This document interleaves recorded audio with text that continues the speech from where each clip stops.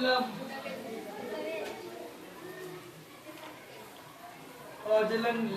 কোশ্চেনগুলো লিখেছিলাম, ওই কোশ্চেনগুলো কি হয়েছে মনে পড়া হয়েছে কি, মানে বোঝা হয়েছে কি তোমাদের?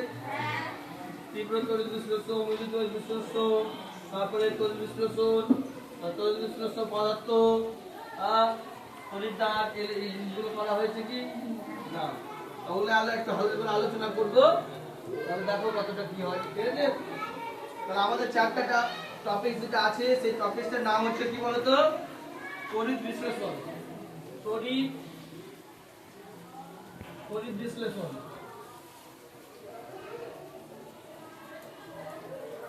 তড়িৎ বিশ্লেষণ কি?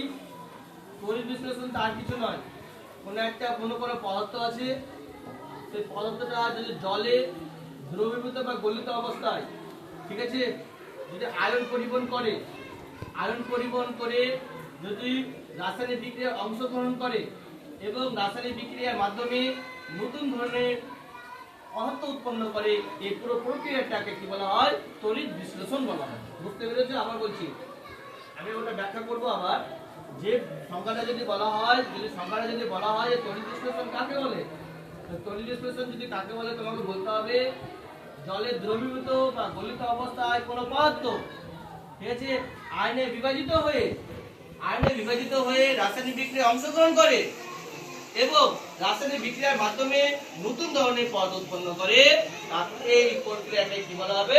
তড়িৎ বিশ্লেষণ প্রক্রিয়া বলা হবে। বুঝতে পারা গেছে? তো তড়িৎ বিশ্লেষণ প্রক্রিয়া হতে গেলে তড়িৎ বিশ্লেষ্য পদার্থ লাগে। তড়িৎ বিশ্লেষ্য পদার্থ,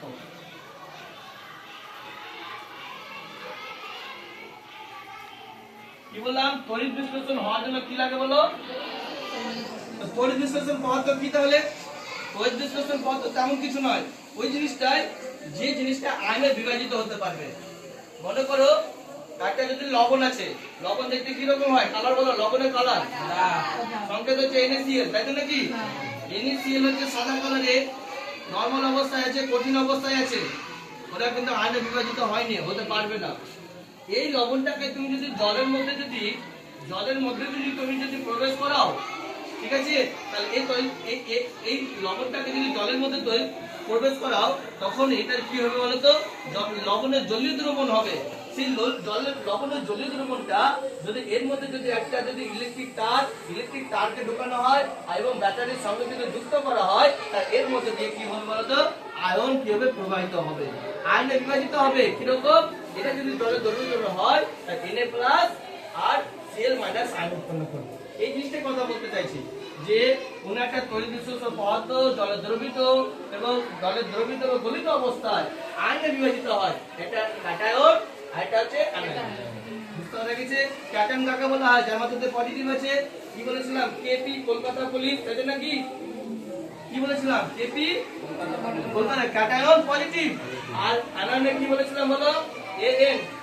এন মানে কি? অ্যানায়ন নেগেটিভ, মানে একটি কলকাতা পুলিশ। এটা মনে রাখার জন্য একটা বিশেষ একটা আমার আলাদা নিয়ম পদ্ধতি বলতে পারো তুমি, যে ক্যাটায়নে কি থাকে? পজিটিভ থাকে, আর অ্যানায়নে কি থাকে বলো? নেগেটিভ থাকে। বুঝতে পারা গেছে? এই কোন একটা দ্রবণ যদি জলে ক্যাটায়ন এবং অ্যানায়ন উৎপন্ন করতে পারে, সেই পদার্থটাকে কি বলা হবে? তড়িৎ বিশ্লেষ্য পদার্থ বলা হবে। বুঝতে পারা গেছে?